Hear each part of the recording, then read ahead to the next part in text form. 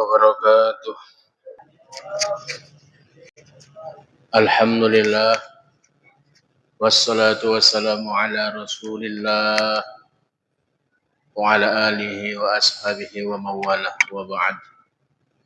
Ayyuhal hadirun, kaum muslimin, kaum muslimat yang dirahmati Allah Subhanahu wa taala. Mari senantiasa kita bersyukur kepada Allah Subhanahu wa taala di atas limpahan rahmat serta hidayahnya hingga pada malam hari ini kita semua diberi kesehatan, kekuatan, kelonggaran waktu bisa berkumpul di rumahnya Allah Subhanahu wa taala dalam acara beribadah kepadanya sekaligus menimba ilmu agama. Bersyukur kita lafadzkan hamdalah, alhamdulillahirabbil alamin. Yang kedua, bersama kita bacakan salawat beserta salam kepada beliau Nabi Agung Muhammad sallallahu alaihi wasallam. Allahumma sholli ala sayyidina Muhammad wa ala alihi washabihi ajmain. Kita berharap kelak di yaumil mahsyar bisa berjumpa kepada beliau, diakui sebagai umat beliau dan dimasukkan surga beserta beliau. Amin ya rabbal alamin. Seperti biasa, malam Selasa kajian kita yaitu Tafsir Jalalain. Malam ini meneruskan pelajaran yang lalu, surah Al-Baqarah. A'udzubillahi minasyaitonirrajim. Bismillahirrahmanirrahim. Wa minan nasi may yaqulu amanna billahi wa bil yaumil akhir wa ma hum bimu'minin. Wa minan nasi, dan sebagian daripada manusia, man, ada orang, yaqulu, yang dia mengatakan, amanna, kami telah beriman, billahi, dengan Allah, wa bil yaumil akhiri, yaumil kiamati, maksudnya karena sesungguhnya itu akhirul ayyam, akhir daripada hari-hari. Wa ma hum, dan tidaklah mereka, bimu'minin, dianggap orang yang beriman. Ini ada ceritanya di dalam Al-Quran yang bercerita Allah Subhanahu wa taala.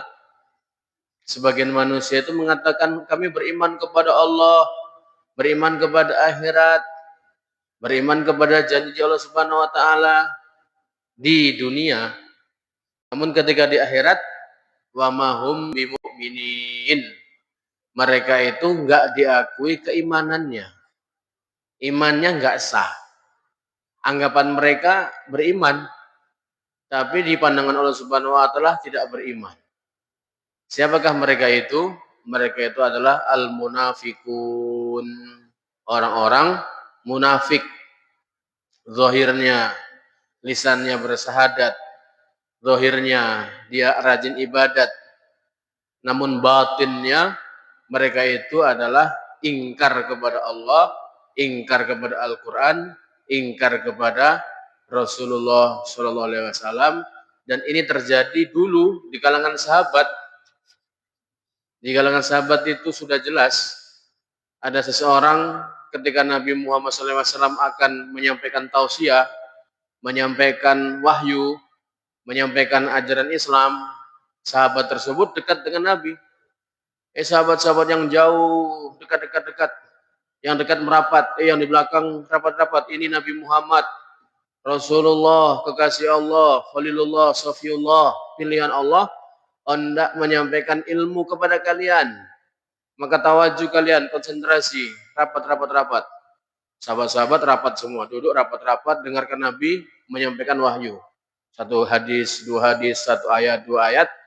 Namun sahabat tadi ini yang mempromosikan gak ikut duduk. Dia di belakang sana mengatur strategis. Ternyata dia penjual wanita malam. Di zaman Nabi Muhammad ada orang munafik yang dia menjadi raisul munafikin. Menjadi kepalanya orang-orang munafik. Siapa namanya? Abdullah bin Ubay ibn Salul. Abdullah bin Ubay ibnu Salul, bukan Ibnul Bahlul, Ibnu Salul. Abdullah bin Ubay ibn Salul. Salul, sin lam waw lam. Ibnu Salul, Abdullah bin Ubay ibnu Salul. Dia diklaim sebagai Raisul Munafiqin, kepalanya orang munafik di zaman Nabi Muhammad.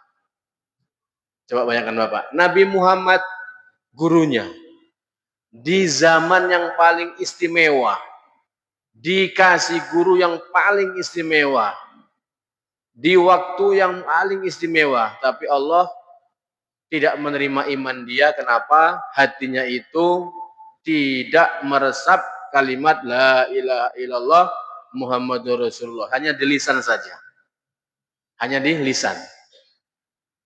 Makanya hati-hati Pak, munafik itu lebih ngeri daripada orang kafir. Nabi Muhammad apakah tahu ya tentang itu? Ustadz, Nabi Muhammad tahu nggak itu namanya Abdullah bin Ubay Salul? Tahu. Nabi Muhammad tahu itu Abdullah bin Ubay Salul seorang munafik, tahu. Dari siapa? Dari malaikat Jibril. Ya Muhammad itu Abdullah ibn Ubay ibn Salul orang munafik. Cuman beliau itu ngambil sikapnya bingung.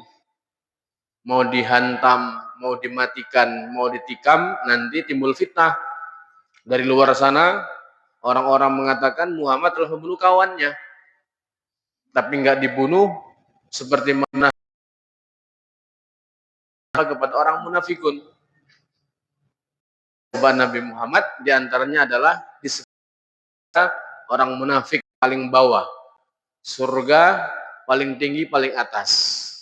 Surga yang paling pendek, paling bawah. Neraka itu yang paling ringan, yang paling atas. Yang paling ringan. Neraka yang paling berat, yang paling bawah. Itulah orang munafik. Orang-orang munafik, Allah mengatakan bidarkil asfali minanar, menjadi kerak-keraknya api neraka. Jadi kalau kita bikin makanan namanya jenang, atau jenang Pak?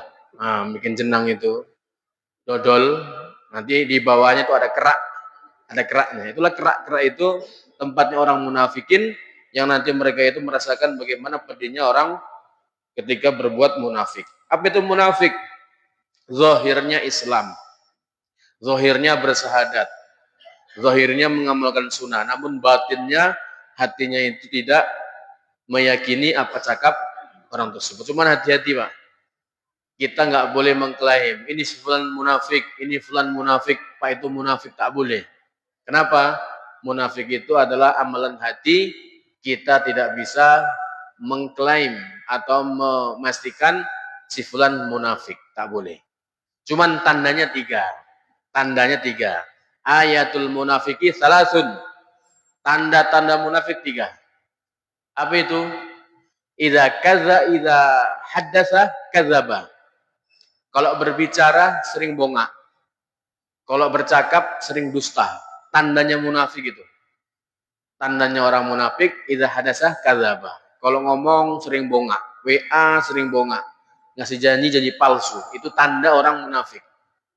Yang kedua, wa idza wa'ada akhlafa. Kalau dia itu berjanji, dia ingkar. Sering ingkar janji. Janjinya muluk-muluk. Nanti kalau saya jadi akan begini. Nanti kalau saya ditunjuk sebagai pimpinan, saya akan begini. Saya kok jadi DPR akan begini. Ternyata dia itu tak sesuai dengan janjinya. Tandanya munafik. Tanda munafik ketika dia berjanji, dia hianati. Wa idza tumina khana. Yang ketiga, kalau dipercaya, dia berkhianat. Dipercaya, diberi amanah, dia khianati. Tanda ayatul munafiq salasa, idza hadasa kadzaba, wa idza wa'ada akhlafa, wa idza tumina khana. Maka tiga ini yang tahu kita masing-masing. Kapan kita bicara berdusta, kapan kita ini berjanji kita ingkari, kapan kita ini dipercaya kita sia-siakan. Ini tanda-tanda ini adalah merupakan simbolis dari Nabi Muhammad yang harus kita ketahui dan kita jauhi. Namun jangan mengklaim, oh Bapak ini berkhianat, langsung ini munafik. Tanda itu kadang-kadang betul, kadang-kadang pun tak betul juga. Mendung Pak, ini mendung. Ini tandanya mau hujan. Oh ternyata nggak hujan, tandanya tok. Kadang-kadang orang itu karena imannya lemah, dia berdusta juga. Cuman dia tuh nggak munafik. Kenapa? Karena kepepet mungkin ada beberapa amalan dia yang lemah, lemah imannya, kemudian dia berdusta sekali saja atau 2 kali. Nah, kemudian dia bertobat, masih beriman. Cuman tanda itu kadang-kadang betul terjadi, kadang-kadang juga tidak terjadi. Bukan menjadi rumus yang harus orang tersebut terjerumus dalam hal kemunafikan. Kapan munafik muncul? Munafik muncul ketika selepas Fathul Mekah. Nabi Muhammad di Mekah itu Pak 13 tahun berdakwah. Selama Nabi Muhammad di Mekah belum ada munafik. Adanya orang beriman, orang Islam sama orang kafir. Kafir Quraisy, kafir PS Muslim. Orang Muslim lawannya orang kafir ketika di Mekah. Selepas beliau berhijrah ke Madinah selama 10 tahun berjuang dari perang Badar, kemudian perang Uhud, ada perang Honda, ada perang Yarmouk, ada perang Bani Mustalik, macam-macam peperangan. Lalu kemudian ringkas cerita umat Islam menang, timbullah namanya Fathul Mekah. Mekah terbuka. Mekah semuanya orang masuk Islam. Nah, disinilah letak ketika orang-orang sudah menguasai Mekah, yang hatinya sebenarnya nggak mau masuk Islam, terpaksa masuk Islam, akhirnya timbul munafik. Jadi munafik itu satu amalan selepas Fathul Mekah.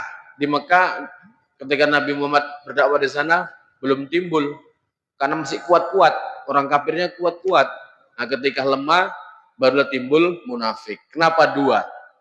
Orang kalau udah masuk Islam, dua perkara ini dia aman. Yang pertama dima'ahum.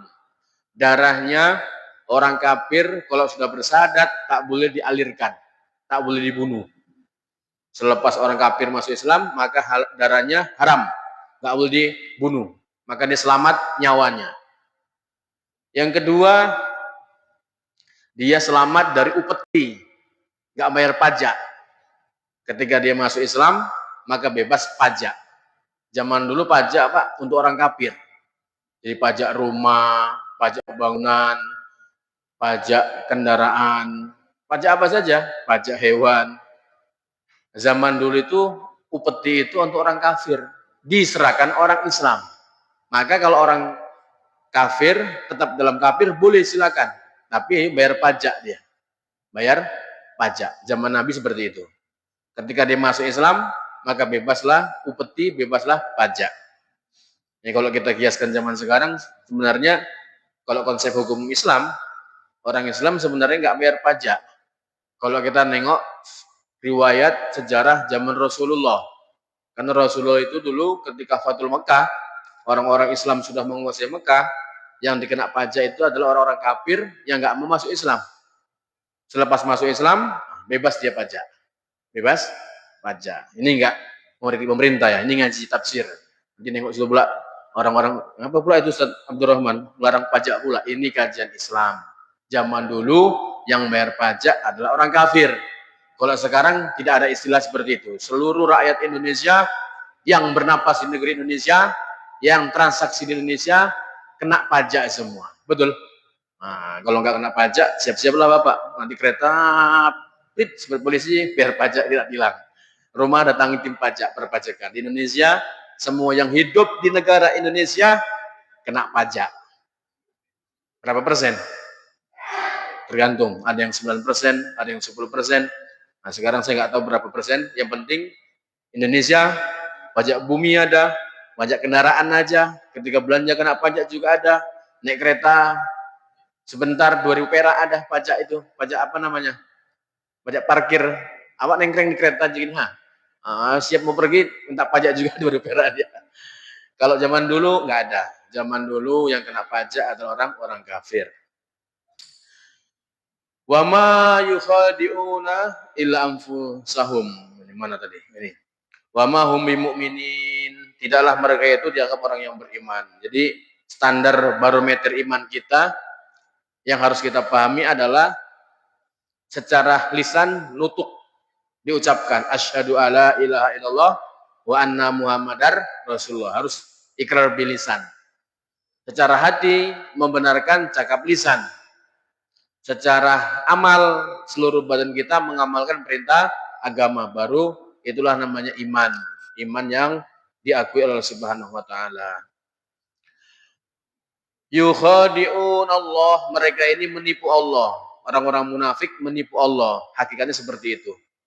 Walladzina amanu, dan orang-orang yang beriman, wa ma yukhadi'una, dan tidaklah mereka itu menipu ila anfusahum, kecuali diri-diri mereka. Ai bi idhari khilafi ma abtanuh minal kufri liyadfa'u anhum ahkamahu wa dunyawiyah. Ini diantara keterangannya tafsir ini, tujuannya mereka itu menipu Allah dan menipu orang-orang beriman.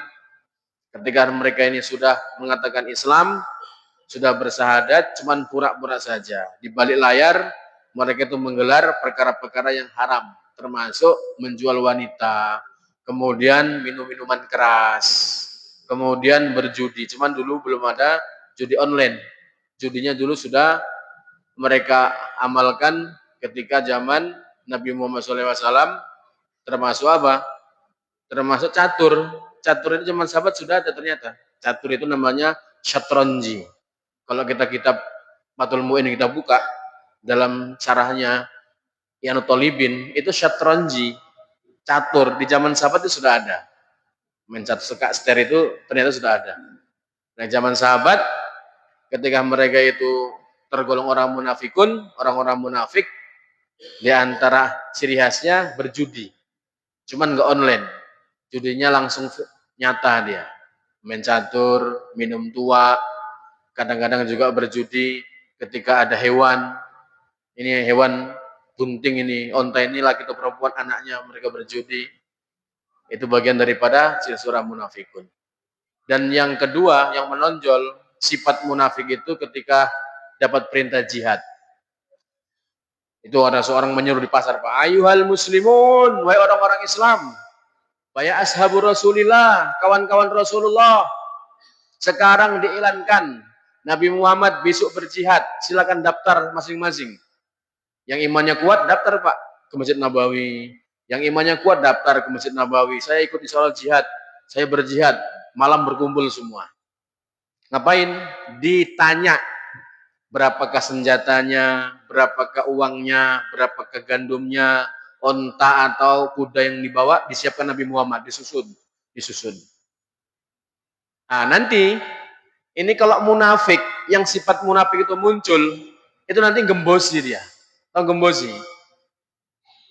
Kau mau berangkat perang katanya, ke Tabuk, iya. Goblok kau katanya. Kenapa goblok? Ini Tabuk, tempatnya jauh, panas. Sementara ketika bulan nanti seminggu lagi, kurma-kurma kita mau panen ini. Ini kalau kalian pergi ke sana ke Tabuk, habis kalian. Kenapa? Ini kurma-kurma yang sudah mulai menjadi rutop, akan rontok semuanya, kau pulang, kau jadi miskin. Gimana coba? Nanti kau jadi miskin. Kurmamu ini semua sudah rontok semua. Kau berangkat ke Tabuk, panas. La tamfiru fil har, kamu jangan berangkat. Nah, dia orang yang imannya lemah, iya ya. Macam mana pula Nabi Muhammad katanya. Akhirnya kena dia. Kena ikut orang munafik tadi itu. Yang imannya kuat enggak? Apapun yang terjadi, apapun yang Nabi Rasul suruh, perintah agama suruh, aku akan berangkat. 12.000 pasukan Islam ketika di Tabuk itu, siap pasukan. Tapi ada sekitar 300 orang itu munafik di rumah dia, sembunyi. Akhirnya apa? Tengok sama dia. Ketika 12.000 pasukan ini berangkat mau jihad, itu orang munafik intip jendela gini. Mampus lah orang itu. Tabuk panas katanya. Mati nanti orang itu katanya. Itu orang-orang munafik di rumah kipas-kipas itu. Enak-enak di rumah ngapain jihad katanya. Orang munafik. Nah, pulangnya mereka baru bawa gonima.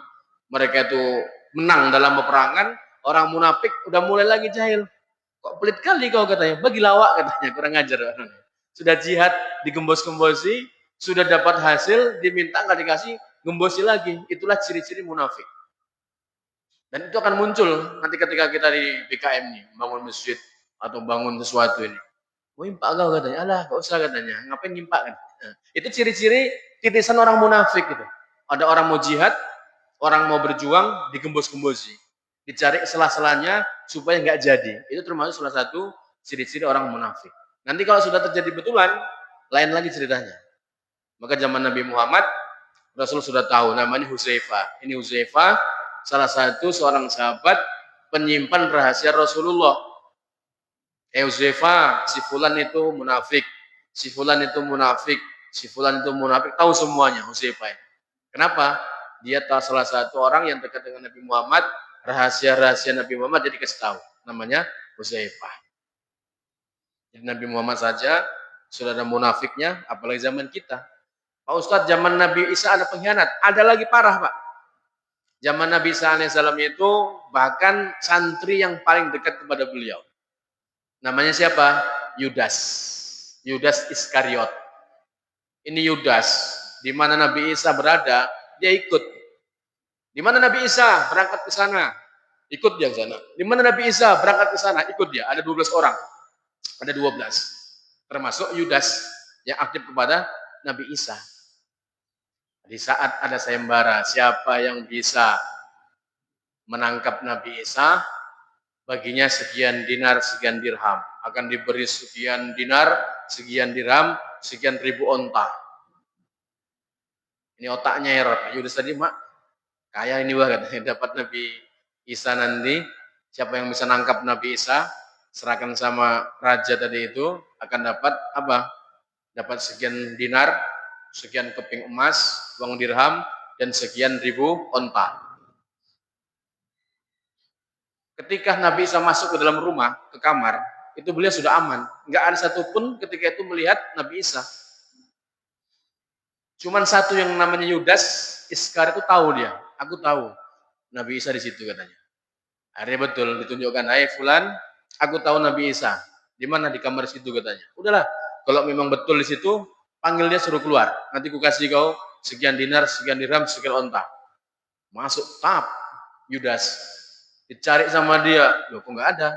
Kemana Nabi Isa ini? Nggak taunya Nabi Isa Allah angkat ke langit. Naikkan ke langit.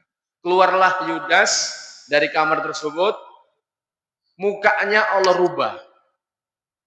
Mukanya mirip Nabi Isa. Akhirnya apa? Wow, ini Nabi Isa ditangkap mereka.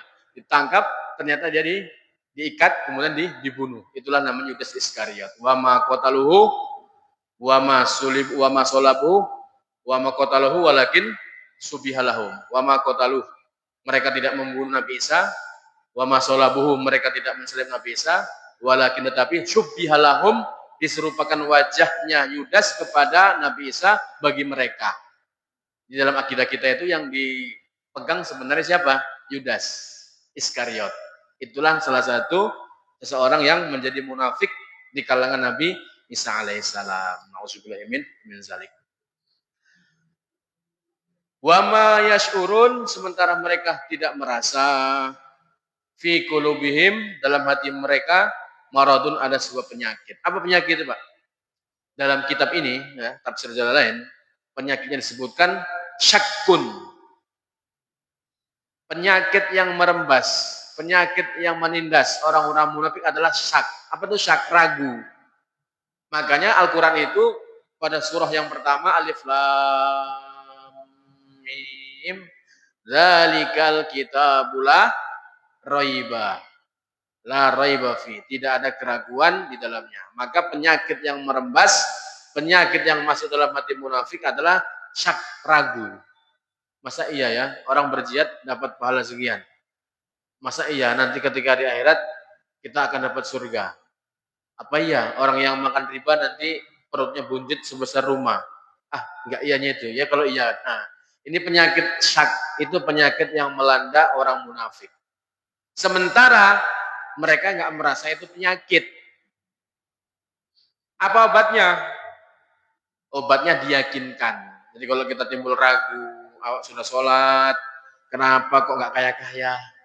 Aku sudah baik zakat fitrah, sudah zakat mal, sudah impak, kenapa kok banyak masalah? Timbul ragu ini, Pak. Itu bahaya itu. Timbul ragu. Bagaimana cara mengobatinya? Cara mengobatinya yakinkanlah kalau kita masalah-masalah belum tuntas di dunia ini, dengan amal agama kita itu berarti masalah kita ini masih banyak. Contoh Pak, kita sudah rajin sholat, rajin puasa, rajin zakat, sudah berhaji, sudah berumroh, sudah semua kita amalkan. Kenapa kita kok masih susah di dunia ini? Kenapa kita ini masih sumpek di dunia ini? Jawabannya satu. Kenapa? Masalah dunia kita masih banyak yang perlu kita selesaikan.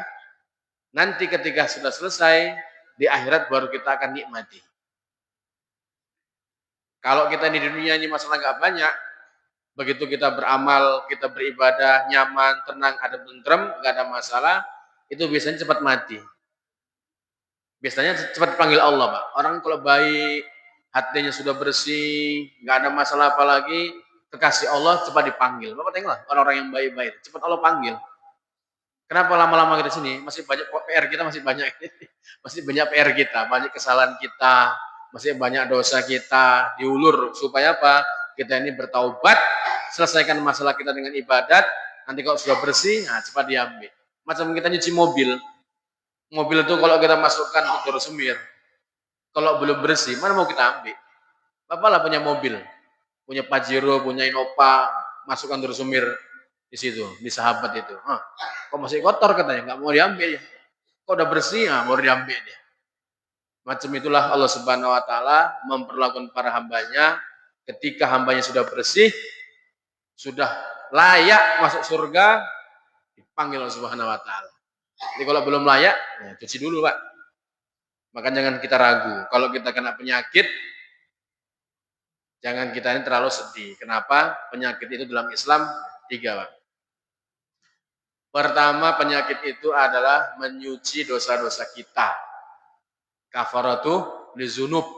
Mata kita kenapa sakit aja, banyak dosanya. Makanya Allah beri sakit supaya nanti bersih matamu. Kenapa perutku sakit aja? Perutku sakit ini banyak dosa.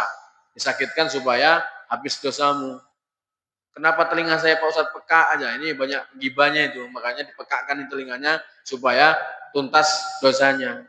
Satu itu, menyuci dosa. Yang kedua, naikkan derajat. Menaikkan derajat. Sakit, dosa sudah nggak ada, dinaikkan derajat supaya apa? Supaya di surga itu surganya paling tinggi. Baru kemudian yang ketiga, tingkatan yang paling tinggi adalah dia merasa hamba Allah Subhanahu Wa Taala taslim, makomnya taslim, totalitas dikembalikan kepada Allah Subhanahu Wa Taala. Sehat dari Allah, sakit dari Allah, maka dia makomnya makom taslim. Fazadahum, maka menambah kepada mereka Allah maradhah, sakitnya. Bima, dengan perkara anzalahu yang Allah menurunkannya minal Quran, daripada Quran, likufrihim, kepada kekafiran mereka bi dengannya. Walau, dan bagi mereka azabun alim, azab yang pedih, ay mu'limun, maksudnya azab yang menyakitkan. Kita rasain apa azab yang sangat pedih di surga itu Pak? Bukan api, bukan. Api itu sudah pernah kita rasakan di dunia. Azab yang sangat pedih itu diantaranya adalah nggak mati-mati, la yamutu wala yahya. Datang bertubi-tubi siksaan, datang macam-macam bentuk pukulan, tapi nggak mati-mati. Itu penyakit apa namanya? Azab yang pedih diantaranya seperti itu, nggak pernah mati-mati. Yang kedua, azab yang pedih adalah atau memilukan hati ketika ahli surga senang-senang di atas, ahli surga senang-senang menikmati surganya, orang di neraka itu nampak. Nanti orang neraka nengok surga nampak semua, Pak. Itulah siksa yang sangat pedih. Orang-orang yang dia benci, orang-orang yang dia musuhi ketika dunia, senang-senang di atas, sementara dia menderita di neraka. Apa kalimat mereka? Ya ahlal jannah, iskilanal ma, wahai ahli surga, tuangkanlah kepada kami air, panas, dahaga, haus. Itu ahli surga Pak mendengar. Ngambil air, dituangkanlah ke dalam api neraka oleh ahli surga. Ketika mau dituangkan, malaikat Ridwan komplain, "Hai ahli surga, Allah Subhanahu Wa Taala mengharamkan benda-benda ini dimasukkan ke dalam neraka. Ahli neraka sudah gini, mulutnya mau nerima air. Tapi ketika mau dituangkan, dilarang. Itulah siksa yang paling pedih. Siksa. Kenapa? Hatinya pedih. Sudah mangap begini, mau nerima air, nggak jadi. Kenapa? Dilarang dilarang malaikat Ridwan. Tak boleh benda-benda surga itu diberikan ke dalam api neraka atau ke neraka. Tak boleh. Paling ngeri lagi, ada hadisnya itu. Satu ahli neraka, giginya dirubah sebesar gunung. Jadi kalau kita ini saat ini giginya besar, belum kali besar, ahli neraka itu nanti satu biji giginya itu dibesarkan oleh Allah sebesar gunung. Lah kalau gigi sebesar gunung, kepalanya sebesar apa kira-kira Pak? Giginya sebesar gunung, kepalanya sebesar apa? Sebesar dunia mungkin ya, sebesar dunia, sehingga apa? Siksa neraka itu akan dia rasakan. Itulah siksa di neraka, azabun alim. Baik, sampai sini ada pertanyaan, biar panjang pertanyaannya. Ada soal? Ada pertanyaan, Pak? Kalau enggak lanjut. Tafsir ini enggak banyak masail fikih. Tapi kalau tanya fikih silakan kita jawab. Ada pertanyaan? Semalam ada pertanyaan yang belum tuntas nampaknya. Bapak yang tanya enggak datang. Iya, yang semalam ini. Hmm.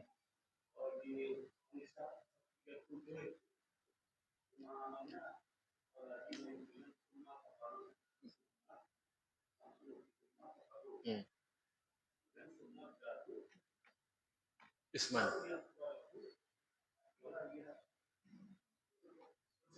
Iya, iya.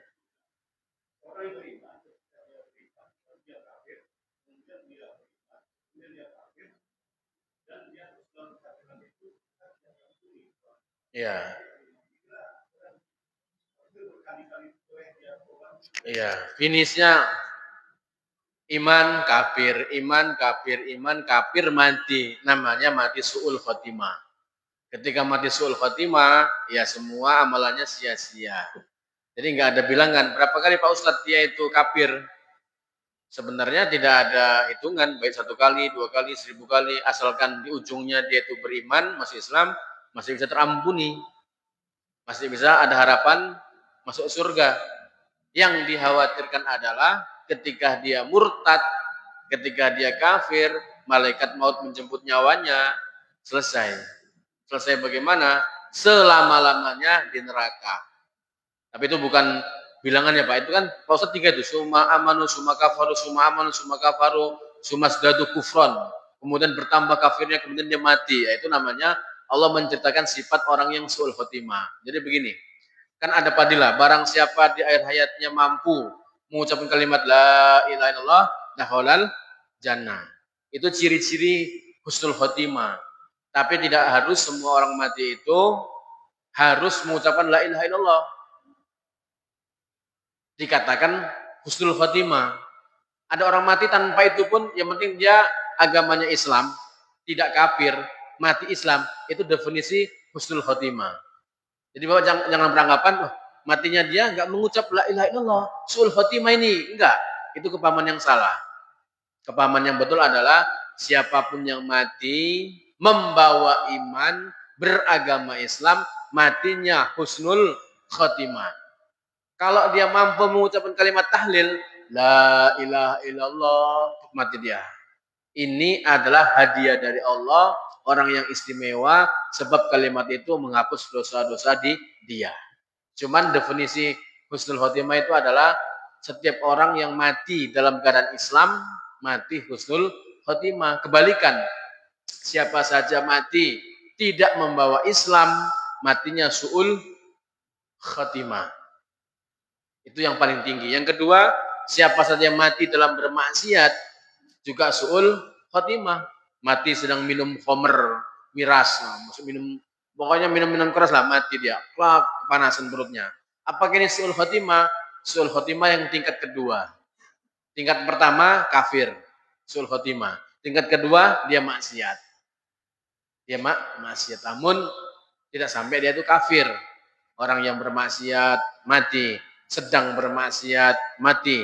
Namanya su'ul khotimah. Cuman amalan dia itu tidak mengkafirkan orang tersebut. Jadi jangan kita kerdilkan. Ini Pak Ustadz matinya sedang dodo sawit pula begini, suul khotimah katanya. Sawit siapa? Sawit dia. Enggak suul khotimah itu. Husnul khotimah. Kenapa? Sawit dia. Tapi kok sawit tetangga pula dodo sawit siapa? Sawitnya Pak Parlon katanya. Nah, itu namanya baru suul khotimah. Kenapa? Mati dalam keadaan mendodo sawit. Itu namanya suul khotimah yang tingkat 2. Yang tingkat pertama matinya kafir, namanya suul khotimah. Apa lagi? Ya, silakan. Ciri-ciri orang munafik ada berapa? Ciri-ciri munafik? 3. Tadi sudah. Tadi pergi deh. Aduh, idza haddasa kadzaba. Kalau berbicara dia berdusta. Wa idza wa'ada akhlafa. Kalau berjanji dia ingkari. Wa idza tumina khana. Kalau dipercaya dia berkhianat. Ini ciri-ciri tanda-tanda orang munafik 3 tadi itu dalam hadis.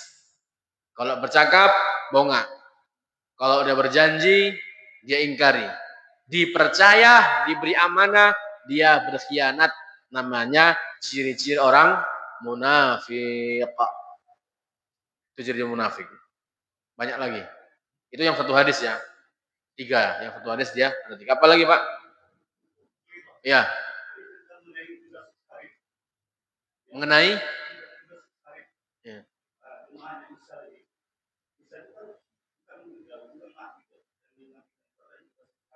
Ya, Yudas Iskariot. Ya.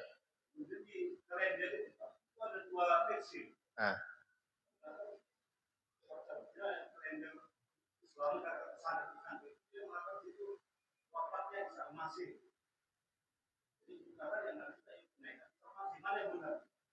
Yang benar Nabi Isa tidak wafat. Nabi Isa dinaikkan oleh Allah, diangkat ke langit ketika umur 33 tahun. Usianya baru 33 tahun, belum punya istri, belum punya anak, masih berjaka. Dalam sejarah tercatat 33 usia diangkatlah ke langit, belum wafat. Sampai sekarang masih hidup. Nabi Isa itu dalam keyakinan Islam tidak meninggal, tidak wafat, bahkan masih hidup di langit beliau. Di langit yang kedua Nabi Isa alaihissalam. Nanti akan turun. Nah, sebelum hari kiamat dalam riwayat Muslim juga ada, beliau nanti akan diturunkan oleh Allah Subhanahu wa taala lagi kembali. 3 akan dirusak. 3 akan dirusak dalam hadis ya Muslim. Babi akan dibantai oleh beliau, akan dibunuh. Kemudian salib akan dipecahkan oleh beliau. Yang ketiga akan membunuh Dajjal. 3 ini, Dajjal, salib, sama babi. Dalam hadis Muslim. Kapan itu? Menjelang nanti hari kiamat, Nabi Isa akan turun lagi. Bapak tengok dalam hadis Muslim itu ada hadisnya. Juz yang kedua. Jadi Nabi Isa itu nggak wafat, tapi diangkat ke langit. Kenaikan Isa Al-Masih, bukan wafatnya Isa Al-Masih. Nabi Isa belum wafat, tapi Allah angkat ke langit. Nanti akan turun lagi.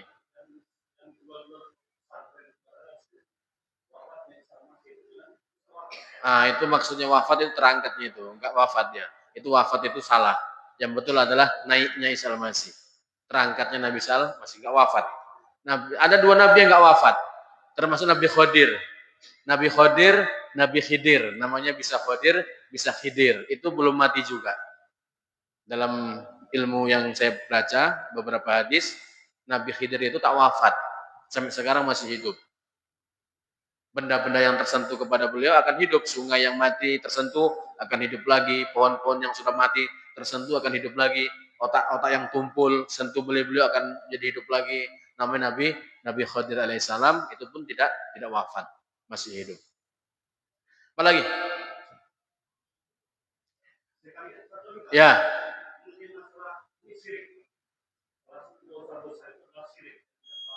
Ya.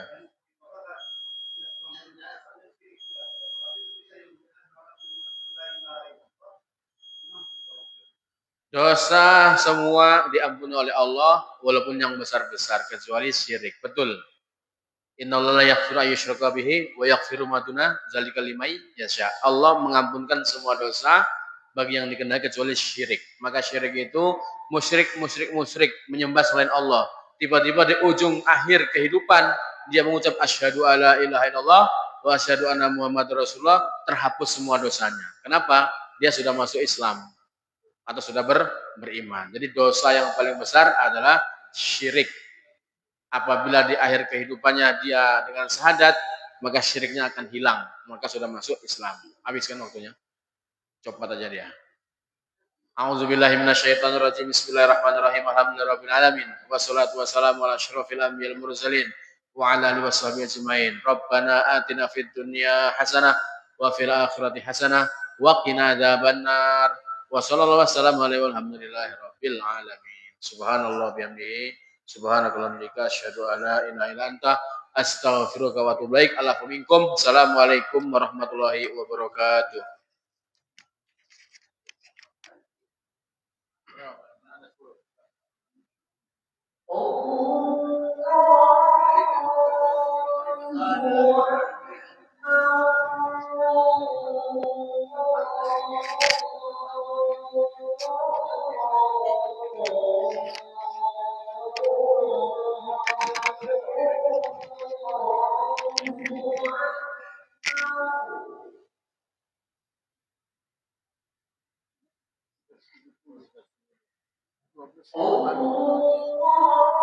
Sudah di luarnya itu.